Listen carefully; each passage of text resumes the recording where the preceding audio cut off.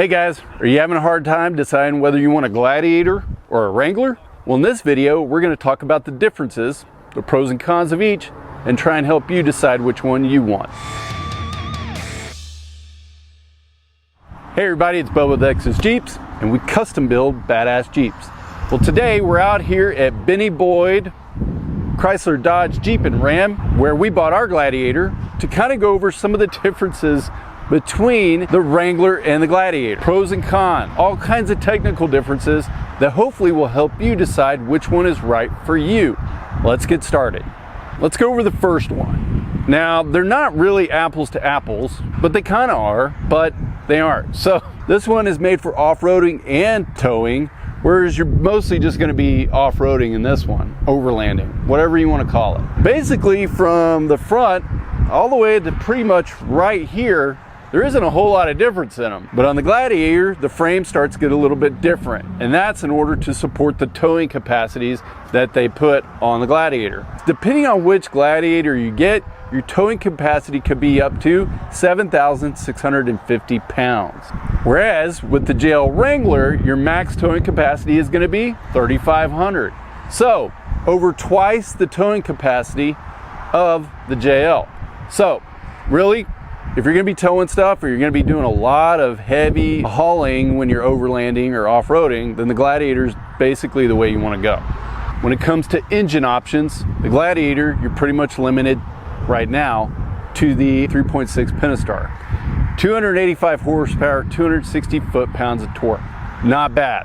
With the 8-speed 850RE transmission, it does really awesome. I really love this engine, more so than I did in the JK when I had the 5-speed.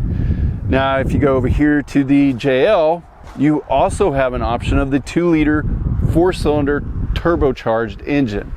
Now this engine, we're putting down 270 horsepower and 290 foot-pounds of torque. Not bad.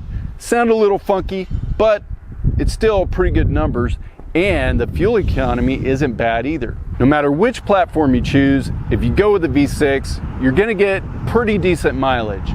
The truck's gonna get about 16, 17 in the city, whereas the Wrangler's gonna get about 18 in the city. On the highway, you're gonna get about 22 miles to the gallon. That's with the V6, mind you.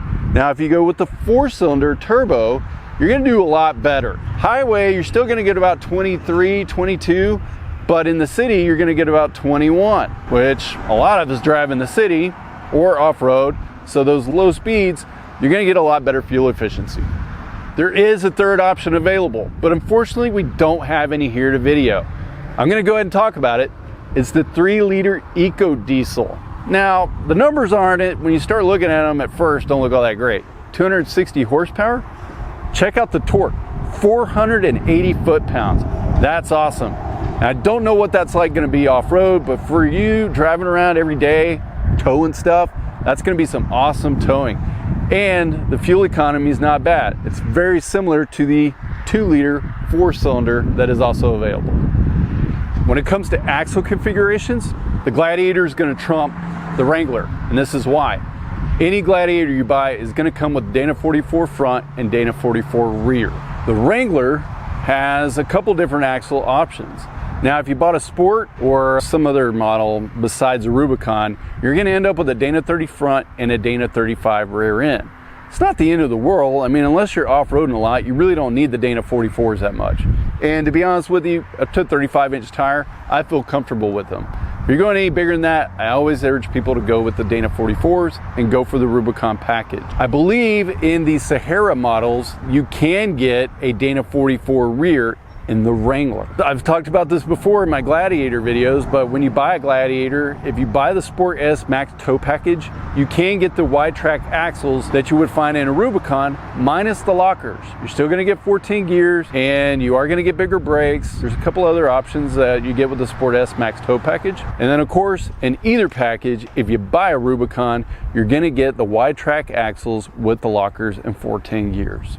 Another little difference that you'll notice between a Gladiator and a Wrangler is actually the grill inserts. You'll notice these honeycombs are a lot bigger on the Gladiator, and that's to allow more airflow in and better cooling because it is a vehicle that would tow versus the Wrangler. Honestly, I don't know why they don't just start putting these same inserts in the Wrangler, since I noticed on off-road and people are running their AC, the fans are running sky high on them anyways. It seems like they'd get better airflow through if they just went to these same inserts. Not really a deciding factor, but it is something that is different. A cool feature that you'll find only on the Gladiator is the tire fill alert. So if you go in the screen right here, you can choose the tire fill alert. What it'll allow you to do is to set your target air fill. I believe you can use it for airing down and for airing back up. And what it'll do is once a tire pressure hits a desired PSI, the horn will actually honk at you. So now you know when to stop, either letting air out or filling up. It's only available in the Gladiator. I believe it will be available in the Wrangler with some updates later on, but we'll see. Well, when it comes to Jeeps, we automatically go to the Jeep Wrangler.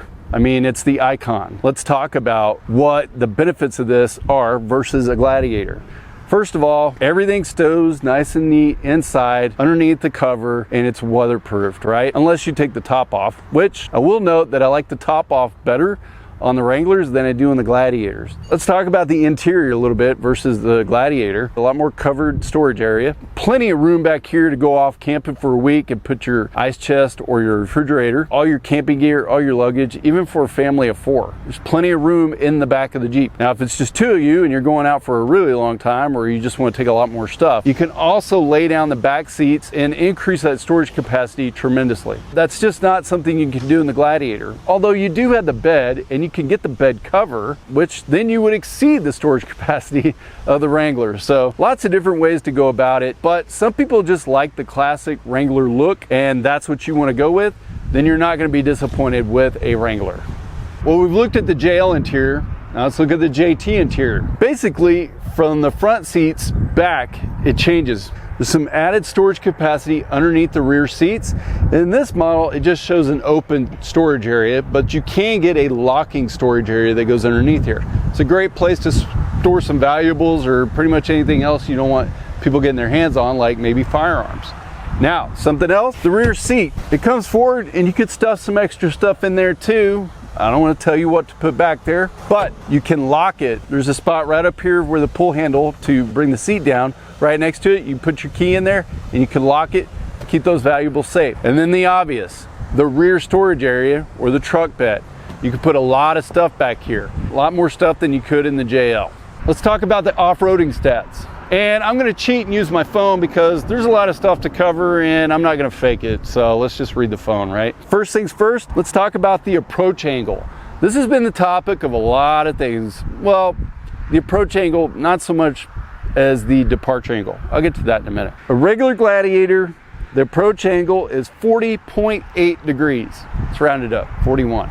On a Rubicon, it's 43. So with the added height that you get out of Rubicon, you're gonna get a little bit better approach angle. To me, it's negligible though. On the JL, the approach angle is 41.4 degrees, standard JL, and on the Rubicon, 44. So a little bit better between the two models. Honestly, standing here looking at the two of them, I couldn't tell you that there was a difference, but according to Jeep, there is. Departure angle, this is the big one. This is the one people pick apart the Gladiator on. Stock Gladiator, 25 degrees, Rubicon, 26. JL, 36 degrees on a standard model and 37 degrees on a Rubicon. So yeah, huge difference on departure angles. Look over there at mine. You're not gonna have any problems with departure angle. A little bit compared to the Wranglers. I mean, if you lifted a Wrangler the same height. My point being is, don't let that departure angle thing keep you from buying a Gladiator. If you like going off-roading like me, you can always lift them up high enough and put big tires on to make them super capable off-road. Breakover angle, yeah, this one's gonna suck too. So on a stock Gladiator, 18.4 degrees. On a Rubicon, 20.3. Wranglers, 20.3 on the stock, 27.8 on the Rubicons. Honestly, I don't think it's a big deal. I tend to wheel my Gladiator off-road quite a bit, and I never feel like I have a problem with breakover angle. It can high center more often than the Wrangler, and it will. That's physics, right? You just gotta wheel them differently. Don't let these numbers scare you away from buying a Gladiator versus a Wrangler if you're interested in it. Ground clearance, Gladiator, 10 inches on a stock, 11.1 on a Rubicon, 9.7 on a Wrangler, stock, 10.8 on a Rubicon. So basically about the same ground clearance either way. Fording depth. You know, because we do that a lot in our Jeeps, right? We go fording rivers a lot. It's kind of ridiculous numbers, but I'm gonna throw it. Across the board, it's all 30 inches. No matter which platform you get and which trim package, it's all 30 inches. So good luck in your river fording. Not gonna do it. Overall stats. We talked about this in the beginning. Max towing, 7,650 in the Gladiator, depending on the trim package. Sport S Max tow package. And in the Wrangler, 3,500 pounds. Definitely gonna get more towing capacity out of the Gladiator, and that was kind of the point. Max payload capacity. Not a huge difference here. Only about 240 pounds, 1,600 versus 1,360. So you can go ahead and use up that bed space to add that extra weight. Length, Gladiator, 218 inches. JL Wrangler, 188.2. I'm going to assume that these numbers are based on the unlimited four-door version. Gladiator being a little bit longer, it rides better. So take those things into account when you're considering the length. Height, not much difference. Gladiator, 73.1. Wrangler, believe it or not, is gonna be a little bit taller, 73.6. Width, they're about the same, 74 inches wide, no big deal. And wheelbase, huge differences in wheelbase. 137 inches versus 118 inches. So wheelbase is always going to come into play and make the ride better. But like we talked about in breakover angles, it is going to give you a little bit of handicap there, a little bit of hindrance when you're off-roading. So you just have to learn how to wheel it differently. So there's the basic differences between a Wrangler and a Gladiator. A few more things to cover. The Gladiator is the top performing mid-size truck in regards to towing. Also, if you like going fast off-road, you're gonna prefer the Gladiator over the Wrangler. But the Wrangler is cheaper all the way across the board, no matter which trim package you choose. I hope that this video was able to help you make a decision whether you wanted a Wrangler or a Gladiator. Now, you wanna check out some more cool videos on this? Click up here.